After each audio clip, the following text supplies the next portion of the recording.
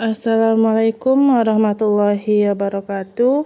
Perkenalkan, nama saya Cici Febriani, NIM 2030111026.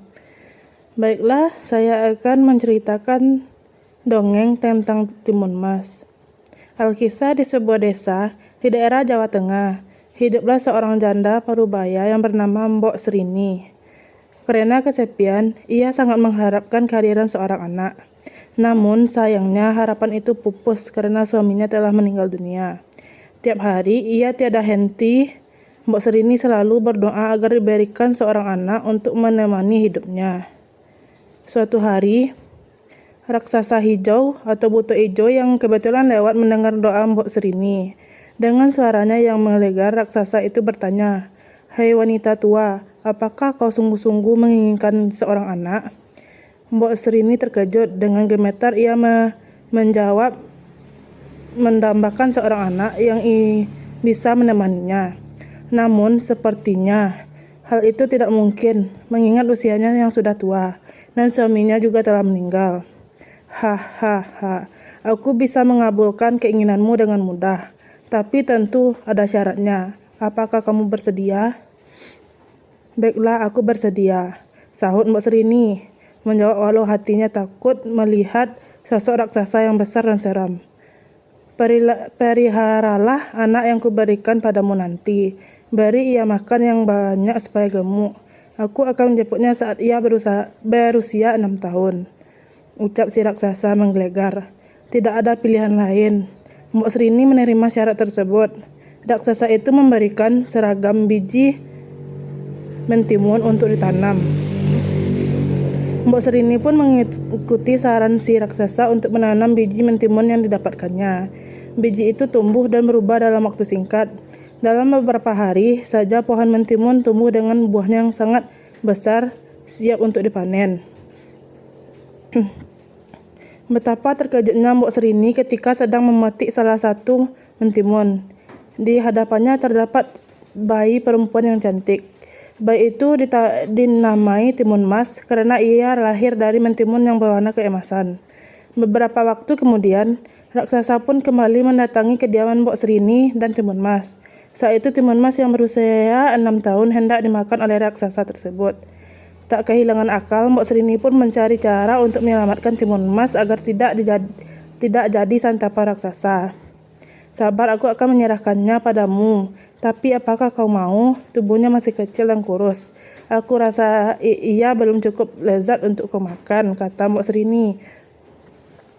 Ia sedang pergi, percayalah kepadaku. Kembalilah 2 tahun lagi, aku jamin ia sudah gemuk, jawab Mbok Serini. Raksasa itu pun percaya pada perkataan Mbok Serini. 2 tahun bukanlah waktu yang lama. Sepeninggal raksasa, Mbok Serini mencari akal untuk menyelamatkan Timun Mas. Ia juga berdoa supaya Tuhan memberikan jalan keluar.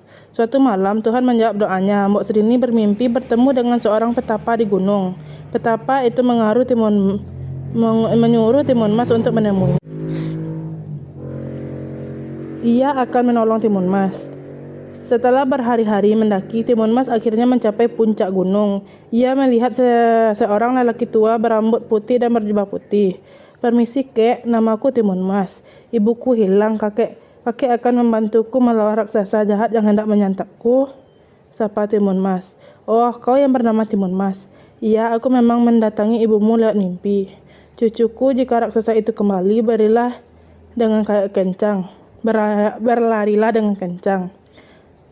Pesan si petapa itu. Langkah kakinya lebar, aku pasti mudah tertangkap," kata Timun Mas. "Ambillah 4 buah bungkusan kecil ini, lemparkan sesatu persatu ketika kau melarikan diri," kata petapa tersebut. 2 tahun berlalu. Saat raksasa kembali untuk mengambil Timun Mas, benar saja tiba-tiba terdengar langkah kaki teriakan menggelegar. "Mbok Serini, mana anakku? Aku sudah lapar.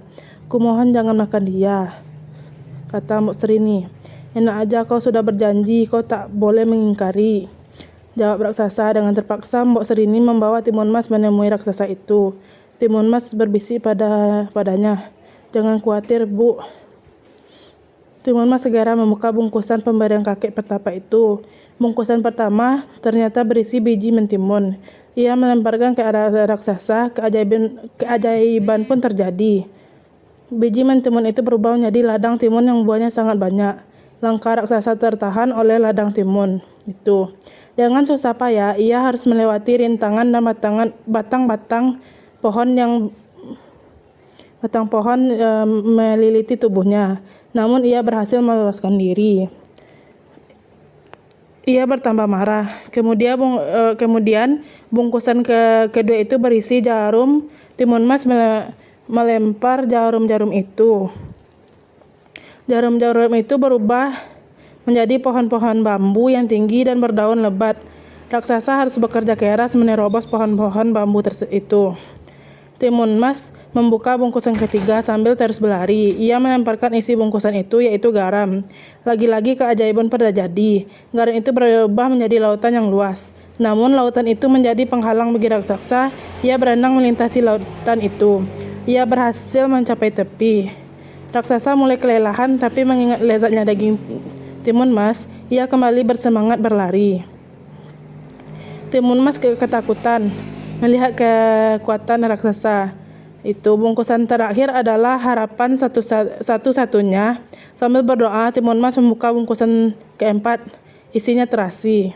Sekuat tenaga, Timun Mas melemparkan terasi itu ke arah raksasa. Apa yang terjadi? Terasi itu berubah menjadi lautan lumpur yang panas dan mendidih. Raksasa yang berlari kencang tak menghentikan langkahnya. Ia pun terperosok ke dalam lumpur. Ia berteriak dan meronta. Namun semakin ia meronta, semakin dalam lumpur itu mengisap tubuhnya. Ia akhirnya tenggelam dalam lumpur panas. Timun Mas menghentikan langkahnya. Ia lega karena berhasil menyelamatkan diri. Dengan kelelahan, ia berjalan pulang ke rumahnya.